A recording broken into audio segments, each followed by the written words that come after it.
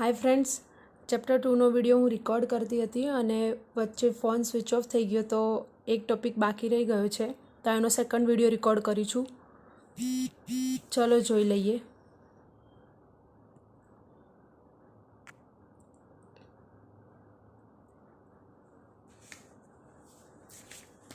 આટલા સુધી જોયું હતું કે પરાગરજના વપરાશથી રમતવીરો દોડમાં ભાગ લેતા ઘોડાઓના દેખાવમાં વધારો થાય છે. હવે જોઈએ કે પરાગરજની જીવિતતાનો સમયગાળો મહદઅંશે તાપમાન અને ભેજ પર આધારિત છે. હવે પરાગરજની જીવિતતા એટલે શું કે એ મુક્ત થયા બાદ કેટલા સમય સુધી સક્રિય રહેશે, મતલબ કેટલા સમય સુધી એ પરાગાસન પર આવે તો ફલન થઈ શકે, એની જીવિતતા કહેવાય. તો એ તાપમાન અને ભેજ પર પણ કેટલીક અંશે, મતલબ થોડા ઘણા અંશે આધારિત છે.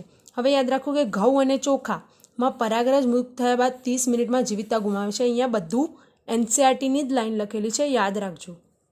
ઘઉં અને ચોખામાં 30 મિનિટ સુધી પરાગરજની જીવિતતા હોય છે. રોઝેસી, લેગ્યુમિનોસી અને સોલેનેસી માં પરાગરજની જીવિતતા મહિનાઓ સુધી હોય છે. યાદ રાખજો, આ બે ઉદાહરણ યાદ રાખજો, એનસીઆરટીના છે. મોટી સંખ્યાની જાતિઓમાં પરાગરજને વર્ષો સુધી પ્રવાહી નાઇટ્રોજન, લિક્વિડ નાઇટ્રોજન, જેનું તાપમાન -196 હોય છે, તેમાં સંગ્રહિત કરવું શક્ય છે અને તેને પરાગનિધિ પોલન બેંકમાં ઉપયોગી છે.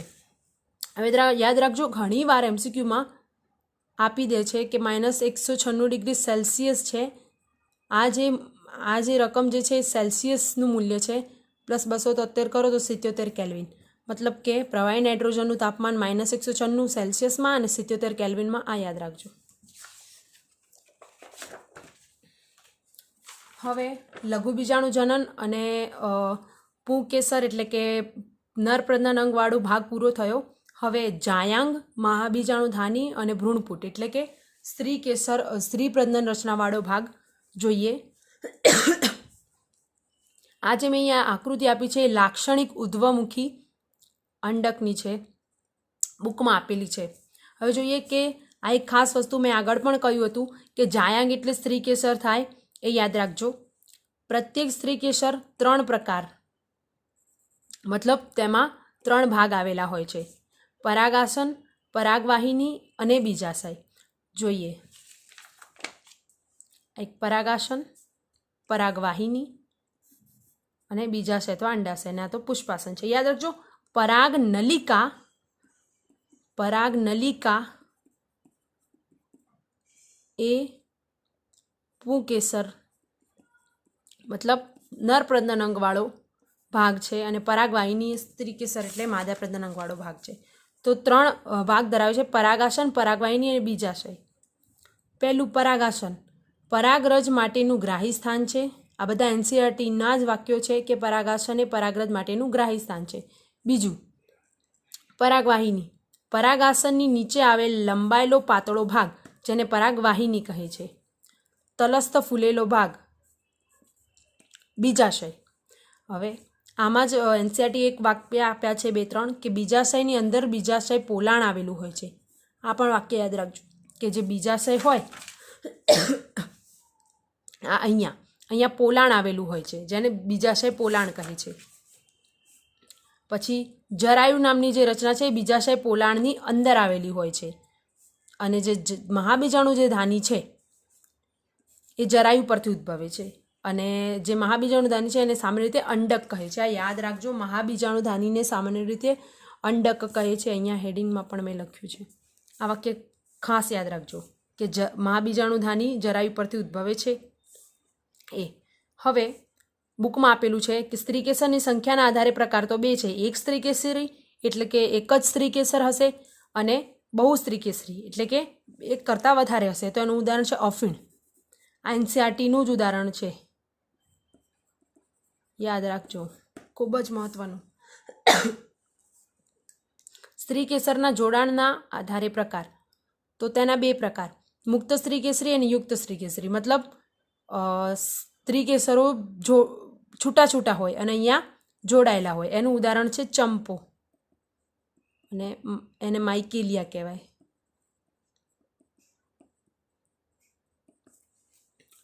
યાદ રાખજો, આ પણ એનસીઆરટીનું જ ઉદાહરણ છે. હવે જોઈએ કે અંડકોની બીજાશયમાં અંડકોની સંખ્યા 1 હોય એના ઉદાહરણ છે ઘઉં, ડાંગર અને કેરી. અને અંડકોની સંખ્યા ઘણી હોય એનું છે પપૈયું, તરબૂચ અને ઓર્કિડ્સ. આ યાદ રાખજો. એનસીઆરટીના ઉદાહરણ છે, ખાસ યાદ રાખજો કે ઘઉં, ડાંગર ને કેરી, પપૈયું, તરબૂચ અને ઓર્કિડ્સ. હવે અહીંયા મેં સ્ત્રીકેસરની રચના દોરી છે કે પરાગાસન, પરાગવાહિની, અંડાશય. આ સ્ત્રીકેસરની રચના છે. હવે જોઈએ કે મહાબીજાણુધાની. તો એક મહાબીજાણુધાની જેને અંડક કહે છે એ એક નાની રચના છે. હવે મહાબીજાણુધાની અને અંડકમાં કેટલાક ભાગો આપ્યા છે અને એના મેં નામ લખ્યા છે અને પછી એ કઈ રીતે છે, મતલબ કઈ રીતે ગોઠવાયેલા છે એ લખ્યું છે. તો કે કેટલા ભાગો છે, તો કે અંડકનાલ અથવા તો અંડકદંડ, બીજ કેન્દ્ર, અંડકાવરણો, અંડકતલ કે બીજાંડ છિદ્ર, અંડકતલ, પ્રદેહ, ભ્રૂણપુટ કે માદાજન્યુજનક, અંડક છિદ્ર કે બીજાંડ છિદ્ર. હવે અંડનાલ કે અંડકદંડ જોઈએ. તો કે અંડક એ જે દંડ વડે જરાયુ સાથે જોડાયેલ હોય, અંડક જે દંડ વડે જરાયુ સાથે જોડાયેલ હોય. તો અહીંયા જોઈએ કે આખું અંડક અને આજે આટલો ભાગ જે છે, આટલો દંડ જેવી રચના, અંડકનાલ અથવા અંડકદંડ એ અહીંયા જરાયુ સાથે જોડાયેલ હોય એને કહે છે અંડનાલ. બીજ કેન્દ્ર અંડક અને અંડનાલ વચ્ચેનું સંગમ સ્થાન. આ અહીંયા બીજ કેન્દ્ર, અંડક અને અંડનાલ વચ્ચેનું આ સંગમ સ્થાનને બીજ કેન્દ્ર કહે છે. અંડકાવરણો એ રક્ષણાત્મક આવરણ છે. હવે યાદ રાખજો કે અંડકાવરણ અને બીજાવરણ આ બે શબ્દો આવશે, પણ ખાસ યાદ રાખજો કે અંડકાવરણ એ બીજાવરણ નથી. આવૃત બીજધારીમાં 2 અંડકાવરણ હોય અને અનાવૃત બીજધારીમાં 1 અંડકાવરણ હોય. હવે જ્યારે ફલન થાય અને બીજ બને તો આમાંનું એક અંડકાવરણ નાશ પામી જાય, એટલે આમાં અંડકાવરણ પછી રહેશે નથી, પછી ના રહે ફલન બાદ. અને આવૃત બીજધારી જે છે એમાં 2 અંડકાવરણ હોય તો એક વિઘટન પામે અને એક રહે, એટલે એકમાં આવૃત બીજધારીમાં પેલું બીજાશયની બહાર ફળ જેવી રચના બને અને આમાં નથી બનતી. તો આ ખાસ યાદ રાખજો કે અંડકાવરણ અને બીજાવરણ એક નથી. હવે બીજું અંડક છિદ્ર કે બીજાંડ છિદ્ર એ સ્થાન કે જે ટોચ ઉપર કે અંડકાવરણ ગેરહાજર હોય. અહીંયા અંડકાવરણ ગેરહાજર હોય છે. અંડકતલ અંડક છિદ્રના સામેના છેડે આવેલ અંડકનો તલભાગ. અહીંયા આને કહેવાય અંડકતલ. અંડક છિદ્ર છે એના સામેના ભાગે આવેલો તલભાગ છે. પ્રદેહ અંડકાવરણોથી ઘેરાયેલ કોષોનો સમૂહ અને વિપુલ પ્રમાણમાં ખોરાક સંગ્રહિત. આ યાદ રાખજો કે પ્રદેહના કોષો પણ ખોરાક સંગ્રહ કરે છે.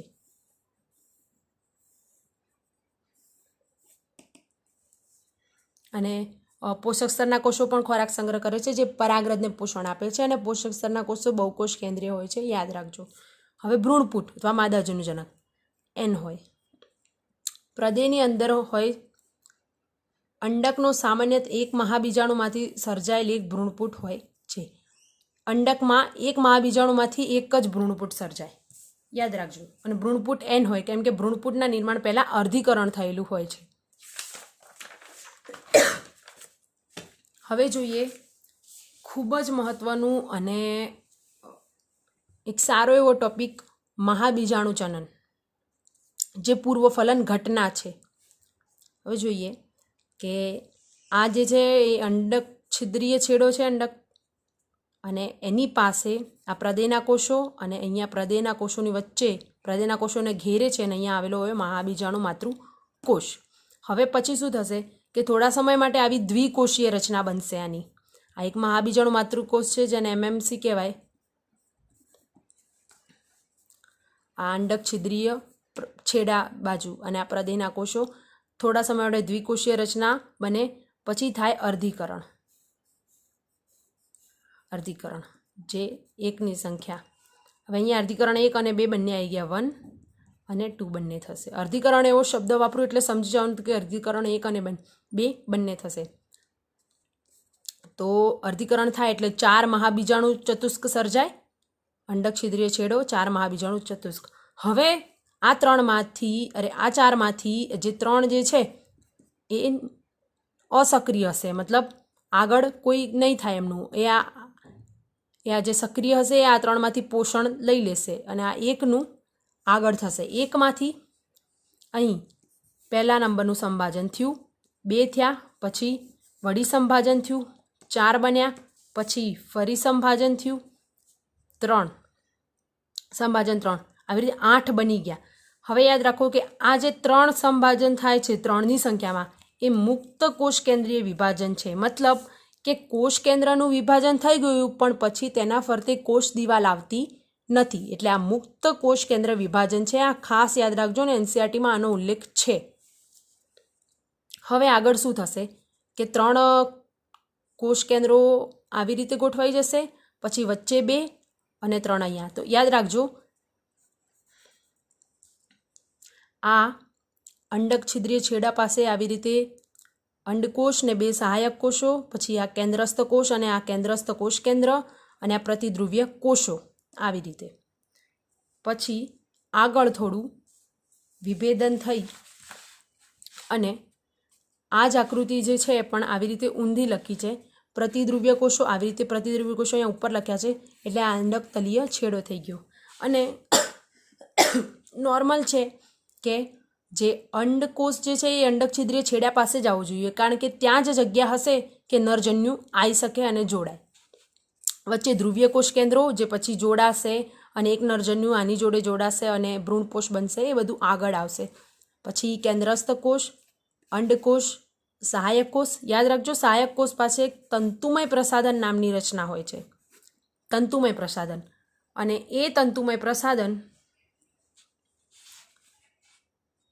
પરાગનલિકાને સહાયક કોષોમાં પહોંચાડવાનું કાર્ય કરે છે.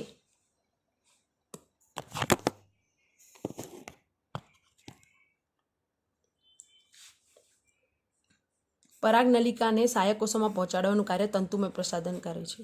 અંડક છિદ્રીય છેડો, અંડકોષ. હવે આ વસ્તુ યાદ રાખજો કે આ જે ભ્રૂણપૂટની જે રચના બને છે એ 8 કોષ કેન્દ્રીય અને 7 કોષીય. હવે આપણે ગણીએ કે 8 કોષ કેન્દ્ર કયા કયા. આ 3 અને આ 3 6, અને આ વચ્ચેના કેન્દ્રસ્થ કોષમાં જે 2 કોષ કેન્દ્રો છે અલગ એ, એટલે આ 8.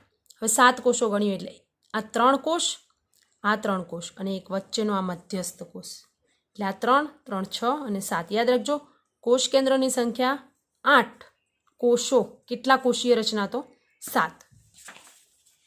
હવે એક વાક્ય પૂછ્યું કે મોનોસ્પોરિક ડેવલપમેન્ટ, એક બીજાણુક વિકાસ. તો કે મોટાભાગની સપુષ્પી વનસ્પતિઓમાં 4 પૈકી 3 મહાબીજાણુઓ અવનત પામે છે. આજે અહીંયા મેં કહ્યું ને કે 3 સક્રિય નહીં રહે, એક જ સક્રિય રહેશે. અવનત પામે છે અને એક જ મહાબીજાણુ સક્રિય રહે છે. આમ એક જ મહાબીજાણુ દાનમાંથી ભ્રૂણપૂટના નિર્માણની આ પદ્ધતિને એક બીજાણુક વિકાસ કહે છે. મતલબ કે એક જ એક્ટિવ રહે છે આગળના વિકાસ માટે એને મોનોસ્પોરિક ડેવલપમેન્ટ કહે છે. આમ એક બીજાણુક વિકાસ, આ શબ્દ યાદ રાખજો.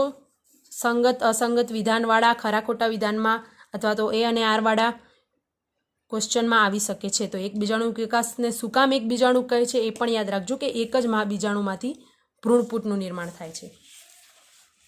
હવે અહીંયા યાદ રાખજો કે મહાબીજાણુ જનનમાં અર્ધીકરણ 1, એટલે અર્ધીકરણ કેટલી સંખ્યામાં થાય તો 1, અને સંભાજન 3 વાર. આ અહીં અર્ધીકરણ અને આ 1, 2 અને અહીંયા 3 વાર સંભાજન. તો અહીંયા ચેપ્ટર 2નો આજે મેં ફર્સ્ટ પાર્ટ બનાવ્યો એ અહીં મહાબીજાણુ જનન સુધી જ મેં રાખ્યું છે. ચેપ્ટર બહુ લાંબુ છે માટે. અને હવે